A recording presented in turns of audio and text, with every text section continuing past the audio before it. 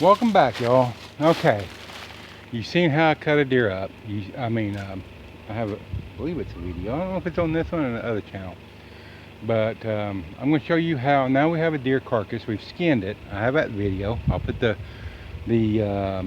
card right up here to that video. Now we're going to break him down into manageable pieces and get him ready to process for the freezer or smoker. This is another reason I like to hang them head up. I start with the shoulders. First, I'm going to get all this bloodshot meat off. This shoulder will be, well, both of them is going to be questionable. We'll see. Front shoulders are not connected by a bone to the body, just muscle. So I'm going to come here. Right here's the brisket, right here's the front leg. I'm just going to come in here, like so. Oops. Knife accident. I'm going to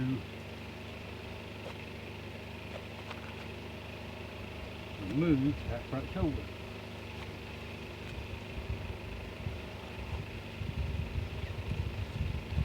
And you can run it right up to his backbone that way. Here, we'll have that shoulder blade, and he comes right off. There you go. Now I'll clean all this bloodshot up. I don't think it's actually, I may have to take some off, but probably get a little bit out of this one. I don't know if you can see that. That was where it went in at.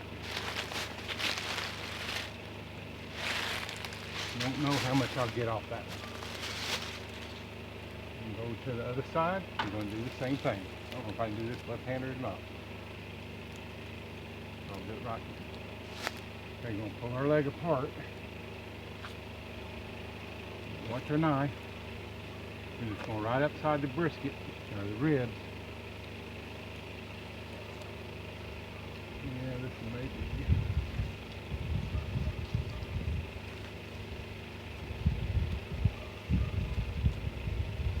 Again, have somebody to help you. It's really great.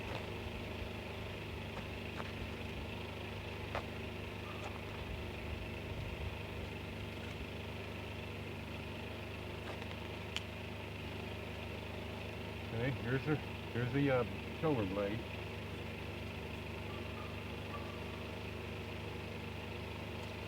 Okay, that's it. This one looks a little bit better. I'm hopeful for that one.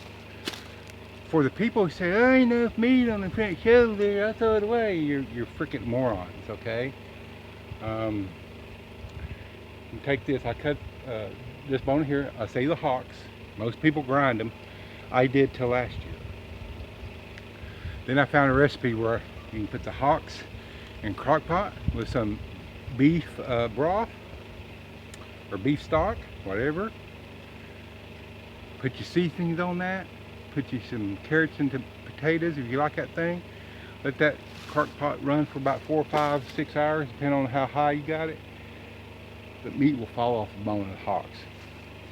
Then take that gravy, or the juices, make you a gravy, put it on mashed potatoes. You got you one heck of a meal.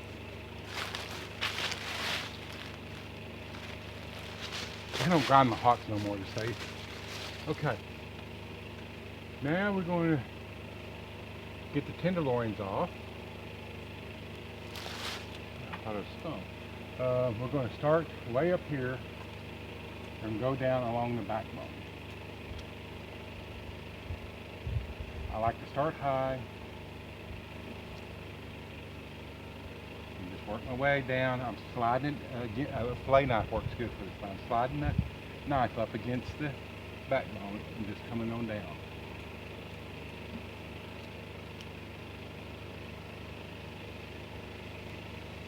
About right here above the hips. I hope y'all are getting all that. Here's a hair. Oh, wait a minute. That's my hair. Okay. I have to worry about hair from the deer. Got hair from the dude cutting it up.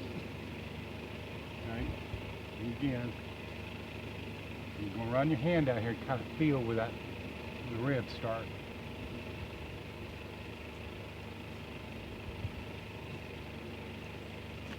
It helps if you use two knives. Keep one knife for the skinning and everything, and the other knife for taking them apart. But I don't want to go in and get another knife.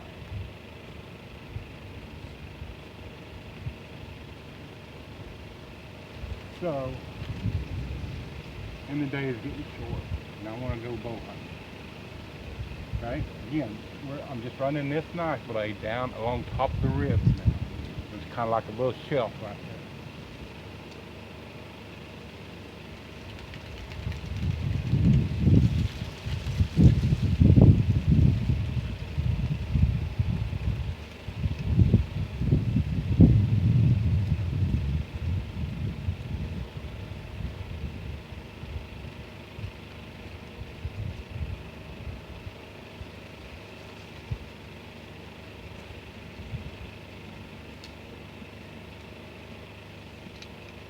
You gotta watch because back here they get thicker than that. Well, if you keep your, I'm gonna cut this right here because it's getting a little unwieldy.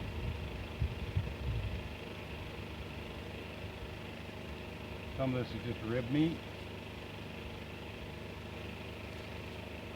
and that's okay too. Let me get this a little fat rascal. I'm just getting this rib meat out of my way. Hope y'all getting all this. The sun is right on me today. Okay, pulling this. While I got it, I like to pull this skin off the tenderloin. Comes off real easy now. Comes off easy later too. But just for me, it's easier to get it off now. Laid my. I always keep up with your tool. What do I do with my cattle locks? Well, I know they're here someplace. You think cattle locks with blue yellow handles would be easy to find, wouldn't you? Not there, they are.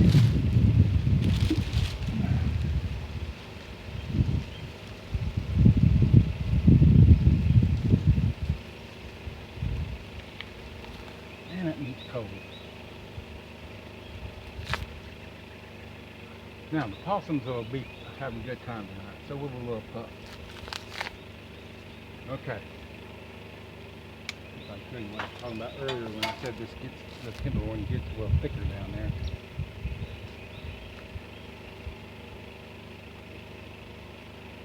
Okay, see, we're getting a little thicker here. That's a different muscle, but I still like to cut it out with the, you can see the bottom of the spine right here.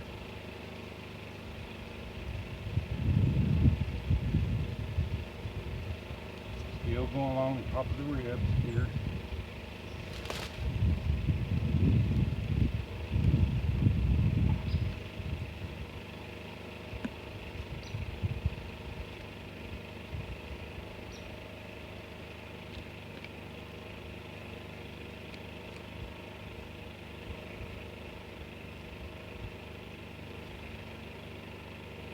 Okay. Set it off right there in front of the hams. There you go. Second best eating on the part of the deer. Back straps, not tenderloins. These are actually back straps. The tenderloins are inside under here. I cut those out last night and had them for dinner. That is the best part of the deer.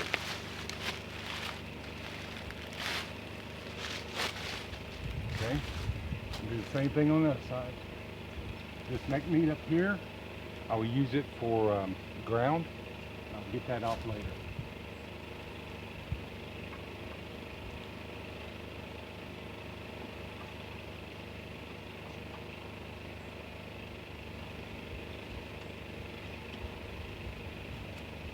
Again, just run it down the edge of the spine.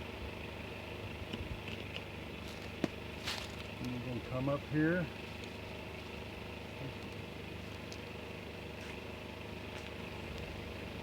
That's right there.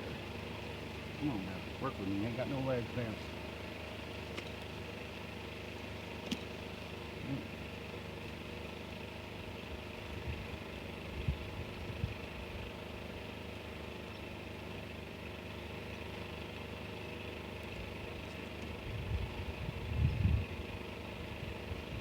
This up here, I don't technically call it tenderloin, but it's still very tender. Right back.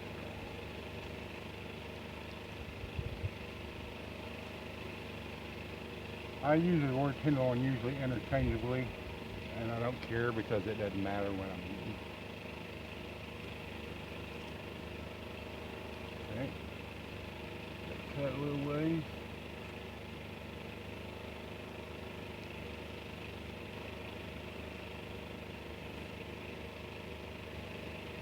If you have to, you can feel the top of that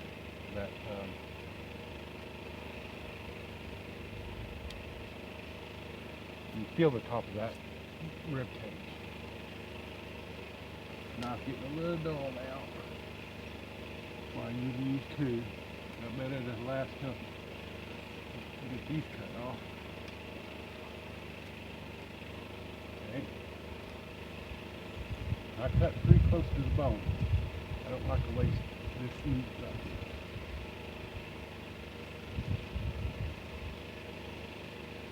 Get all the way through right there. There we go. Yeah, here we go. When you get all the way through, cut both ways, a lot of times it just rolls off. I still like to use my knife to guide it.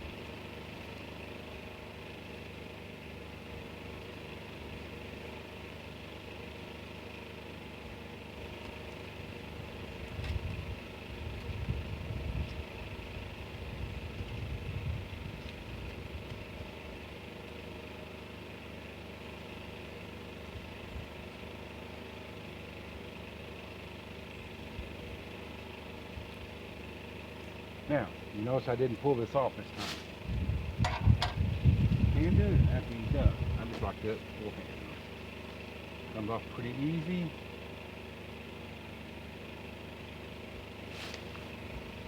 See, you also get, you don't pull it off with it when it's on a deer.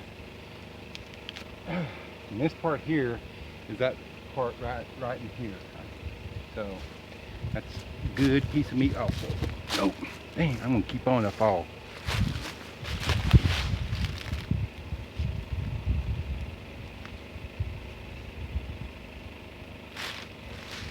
Okay, let me cut this meat off. The little stalk right down there. Probably a little briar stalk.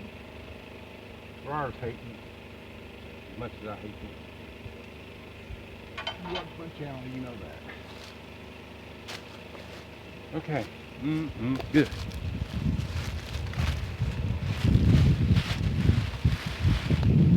Still a lot of deer hair on it.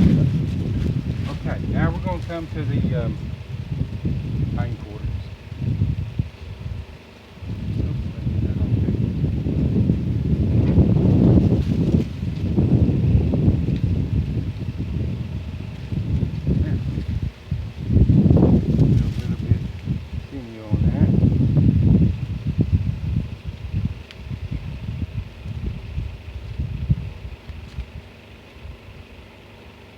Yep, I'll cut that off later. Trying to hurry so I can go hunting this afternoon and get another one. Okay, hindquarters. Hindquarters can be a little tricky. Right here, this crease, I'll just follow it.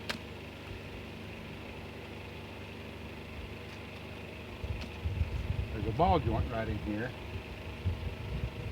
that will make this getting this off a lot easier. If I'm in a hurry, a lot of times I'll just cut it right here, cut it up there.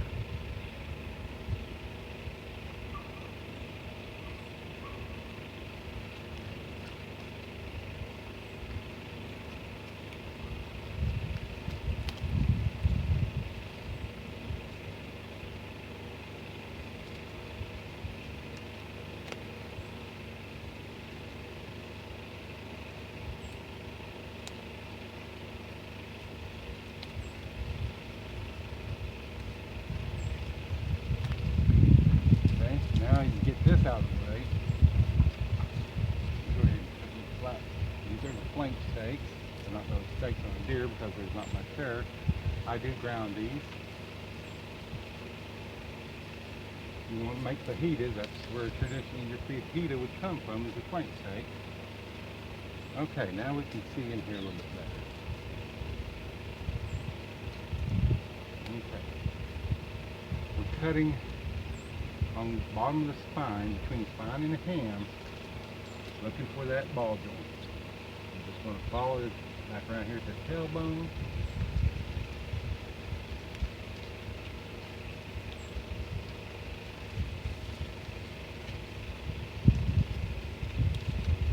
Here's that socket we're looking for right here, just about at the end of the tailbone.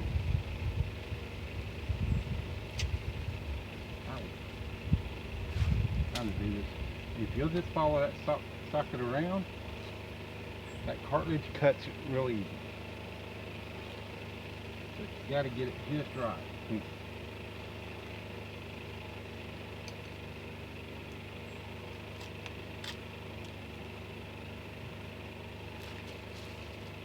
Again, put the knife down. Time to pop that socket out of it. A little bit more.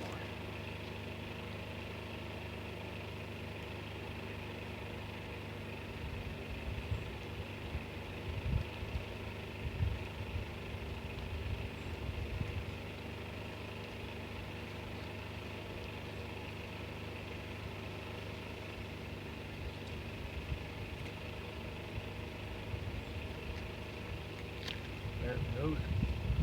Okay, you hit it right, the knife will cut it off. Okay, you want to stay close to the bone. I know y'all can't see, but again, if I had help, it's that difficult.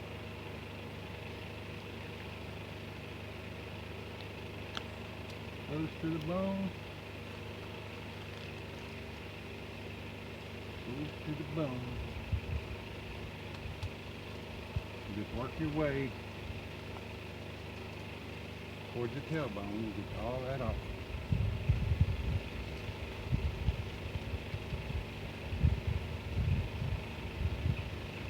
There you go. Your ham.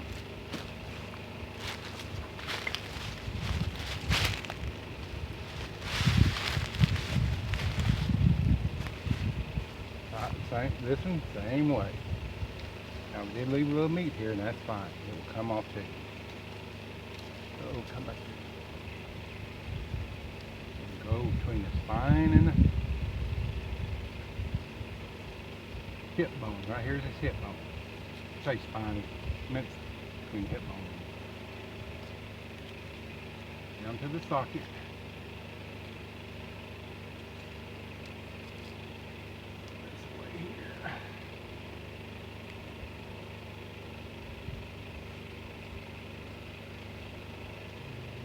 Socket right here, right at the end of this pelvic region. Same place yours located, I bet.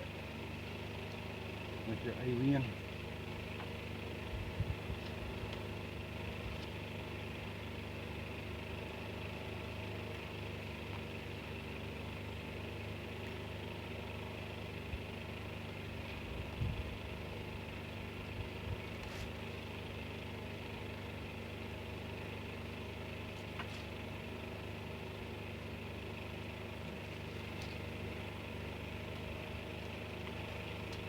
That.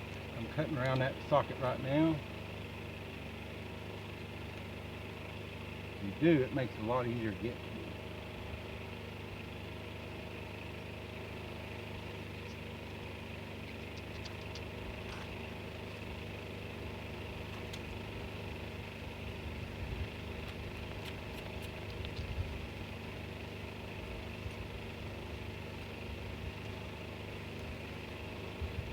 I think I got it.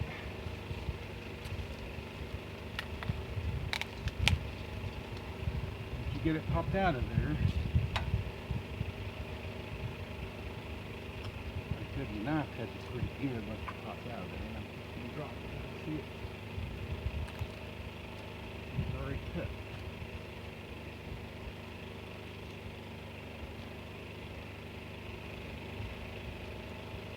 Sometimes I try and save, get all the meat in one cut instead of just cutting it off and then coming back and cutting a little meat off, so I'll lose a lot of time.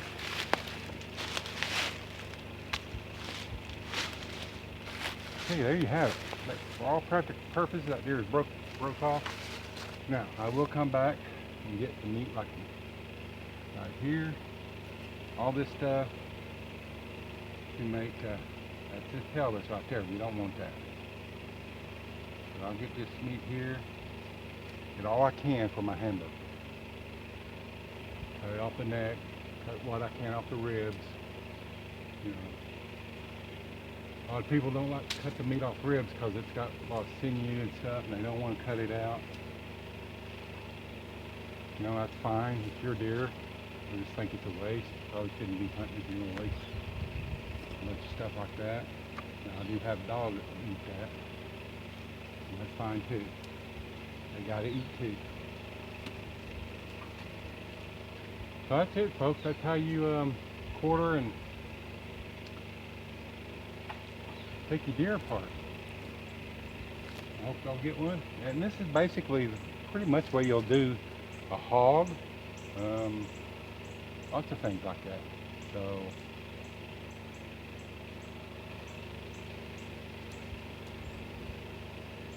man, that meat coat my hands is almost numb, and it's still probably 48, 50 degrees out here. So thank y'all for watching. Hope y'all got something out of this. Like and subscribe if you did, and catch me on the next video. I'm gonna take that in.